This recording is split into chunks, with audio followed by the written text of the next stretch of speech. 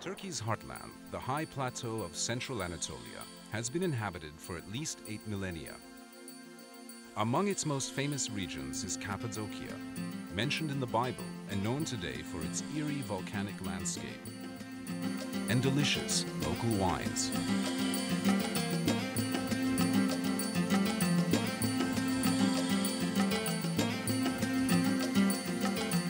When Mount Erciyes, near Kayseri, was an active volcano, it spewed tons of lava and volcanic ash over the region. The ash solidified into soft rock that was later eroded by wind and water into valleys, plateaus, gorges, caves, and pinnacles. Early Christians settled in Cappadocia to practice their religion in peace.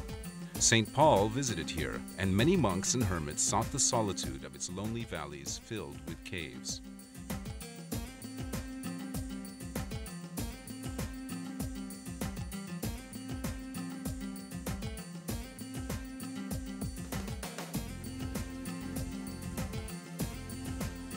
Today, Cappadocia is Turkey's most visually striking region. Visitors come from around the world to tour the Göreme Open Air Museum, a World Heritage Site sheltering dozens of medieval cave churches. Many of the church interiors are decorated with colorful frescoes of religious scenes. Perhaps the finest are the dark church, called Karanlık Kilise in Turkish, and the Church of the Buckle, or Tokalı Kilise.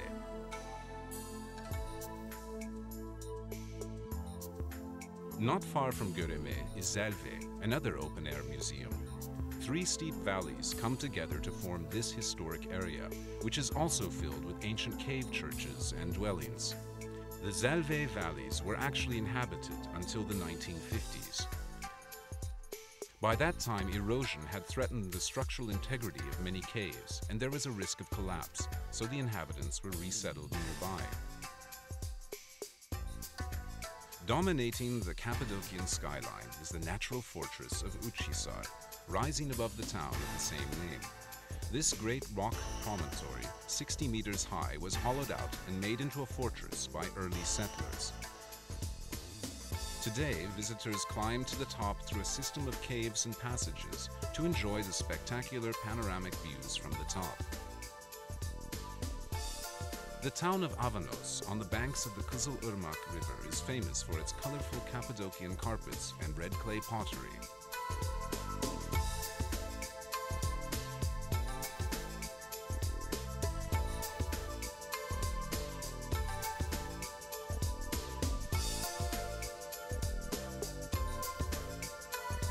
Among the strangest sights in this unusual region are the underground cities, vast labyrinths of tunnels, caves and passages reaching 7 and 8 stories into the earth. They were inhabited during the 7th and 8th centuries by local Christians seeking refuge from invading Arab armies. 36 underground cities, large and small, have been discovered in Cappadocia.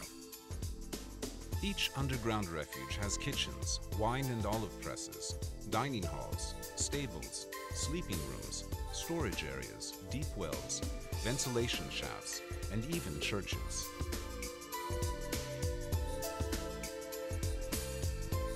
The entire complex could be closed off to enemies by rolling huge stone wheel doors across the entrance tunnels.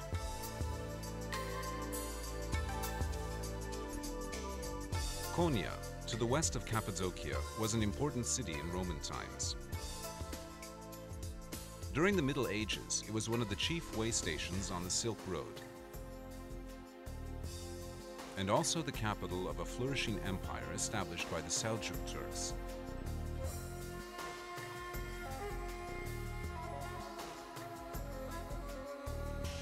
At the height of the Seljuk power of the 13th century, Konya was home to Mevlana Celaleddin Rumi, one of the world's greatest mystic poets and philosophers.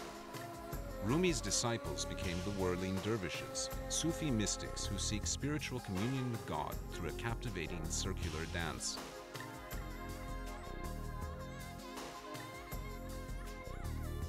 A common sight in Cappadocia are the caravanserais, great fortified structures built to encourage commerce along the Silk Road. Wealthy Seljuk Turkish benefactors, both men and women, provided funds to build them. They also provided daily food for caravaneers, fodder for the animals, mosques for worship, baths, and medical and veterinary care. Caravanserais were built about 20 kilometers apart, a day's travel by camel caravan. Over 100 of these fine buildings can still be seen in Turkey, many of them in Cappadocia.